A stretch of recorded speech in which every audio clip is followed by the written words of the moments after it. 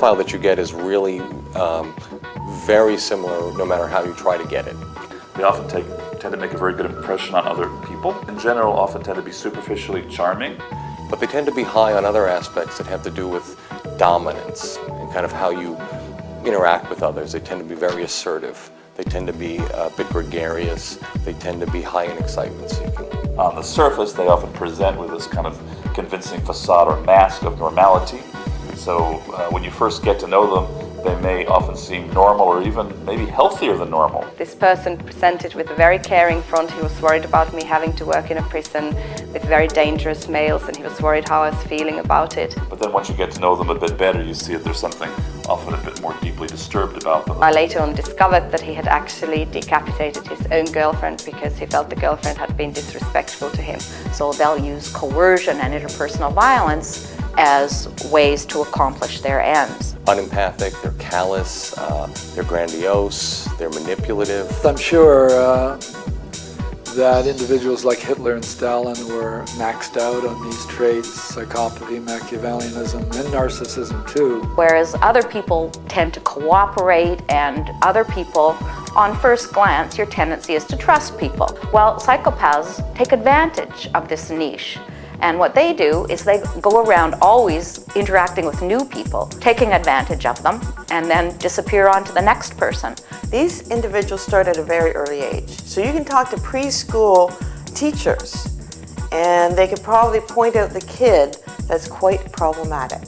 Probably something that's based in the genes. Many of the people who've been in relationships with psychopathic adults display symptoms of post-traumatic stress disorder and spend years trying to recover their lives. An individual with high psychopathic traits can con someone and can sort of woo someone through a honeymoon phase of, I'm going to be the most special person in your life. There may be large numbers of people with psychopathic traits that are living out there in the community. They really do a good sell and convince individuals to love them, to give parts of their bank account to them, to buy a house together and whatnot. It's an evolved cheater strategy.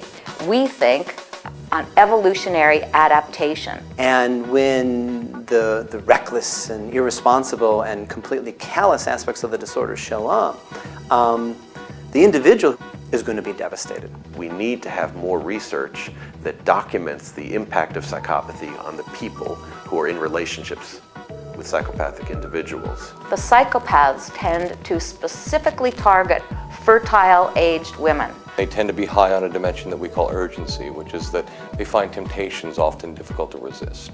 The psychopaths have more offspring than our other offenders do.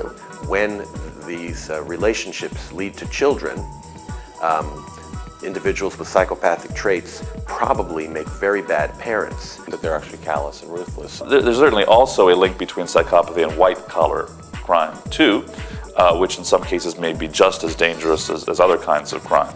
The psychopath tends to have fairly poor impulse control.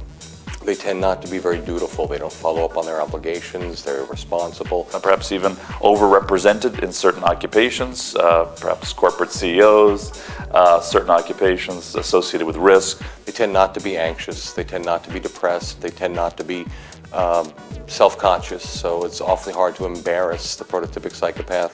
And they tend to be pretty invulnerable to stress. As a disorder, psychopathy doesn't meet some of our usual criteria. We don't have evidence that they suffer more than other people. We don't have evidence that they're concerned about themselves. It's difficult to get them into treatment because they don't believe that it's they themselves that have a problem. It may be the world. These are not nice individuals to treat. They feel victimized by others. That's a common thing many psychopaths will happily tell you about. So if you're the therapist and I'm the psychopath, my goal is to try and manipulate you, exploit you, get what I want. So I don't have the intrinsic motivation to try and change. It's what we call a taxon. It's a discrete class.